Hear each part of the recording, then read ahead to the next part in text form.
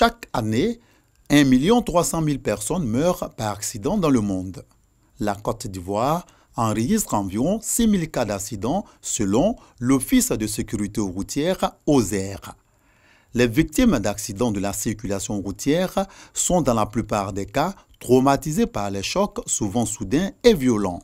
J'ai fait un accident à l'âge de 12 ans, classe de 6e. Il y a eu d'abord 8 morts sur le champ, après 24 blessés, donc il faisait partie des 24 blessés. Tout le monde est mort après. Il y a eu de nombreuses fractures, comme vous voyez, il y a des fractures au pied, il y a le fer dans le pied, tout ça. Pour rendre un hommage à ces milliers de personnes qui ont perdu la vie ou blessées dans un accident de la circulation, une journée mondiale du souvenir des victimes des accidents de la route leur est dédiée. Une activité pour attirer l'attention des populations et les sensibiliser sur les accidents de la route dans le monde et particulièrement en Côte d'Ivoire. Nos conducteurs, à 80%, sont illettrés. La route est un danger pour nous-mêmes et pour les autres usagers. Alors je demande à ce que tous les usagers de la route prennent conscience de cet état de fait et qu'ils conduisent avec vigilance, qu'ils prévoient toutes les situations. Il était inconcevable que l'Afrique, qui n'a que 2% du parc automobile mondial, cumule 25% des accidents.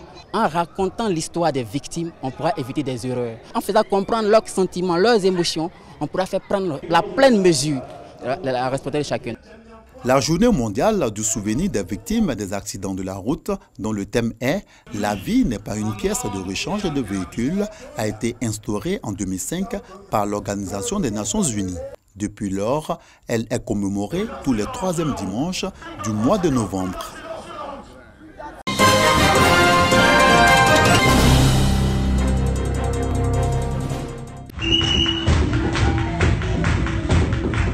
La culture ivoirienne à l'honneur à travers le festival des danses traditionnelles du Bunkani.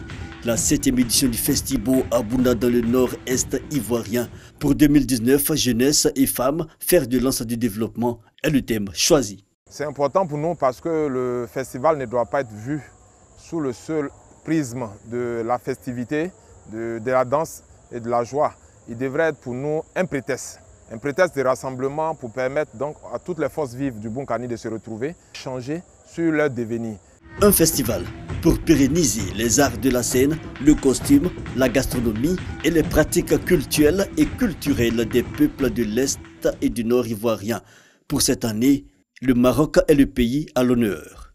C'est d'amener tous les peuples de notre région, sinon de toute la sous-région, à s'unir, à réussir l'intégration des peuples. C'est pourquoi nous invitons à chaque édition des pays tels que le Maroc, tels que le Burkina Faso, tels que le Ghana, après que le Mali et le Bénin, le Togo soient venus à ce festival. C'est un prétexte qui nous permet, à vue d'œil, de valoriser nos richesses culturelles, de valoriser tout l'art des populations, des peuples du Bunkani, mais c'est surtout le lieu de rassembler. Célébrer le lien culturel sur le continent, mais aussi la fraternité. Ce festival verra la participation d'une quinzaine de troupes de la région. Sont annoncés les Sénoufos du Nord et les Dagari du Burkina Faso voisin. En plus de l'aspect festif et touristique, des ateliers sur l'immigration, l'emploi des jeunes et l'état civil meubleront la partie réflexion. Le Festival 2019 aura lieu à Bouna du 4 au 7 décembre prochain.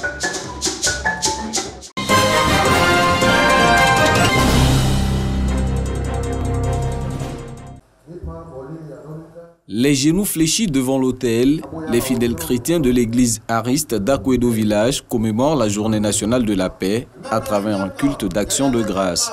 Des prières d'invocation, de supplication et de bénédiction en faveur de la Côte d'Ivoire.